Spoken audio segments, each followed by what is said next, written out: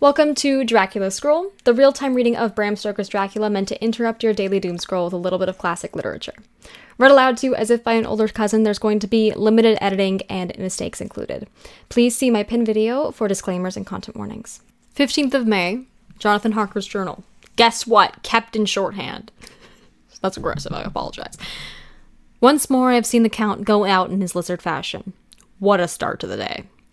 He moved downwards in a sidelong way, some 100 feet down, and a good deal to the left. He vanished into some hole or window.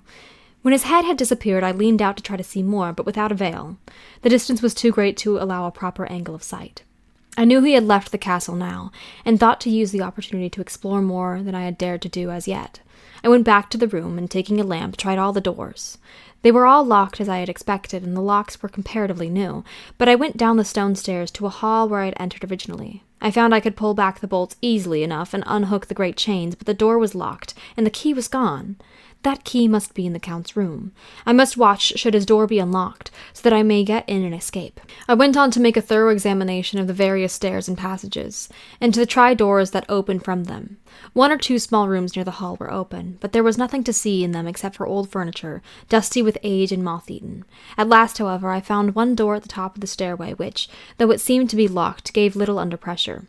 I tried it harder and found it was not really locked, but that the resistance came from the fact that the hinges had fallen somewhat, and the heavy door rested on the floor. Here was an opportunity which I might not have again, so I exerted myself, and with efforts forced it back so that I could enter.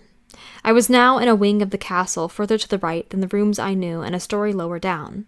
From the windows I could see that the suite of rooms lay along to the south of the castle, the windows of the end room looking out both west and south. On the latter side, as well as to the former, there was a great precipice. The castle was built on the corner of a great rock, so that on 3 sides it was quite impregnable, and the great windows were placed here where sling or bow or culverin could not reach, and consequently light and comfort, impossible to a position which had to be guarded, were secured.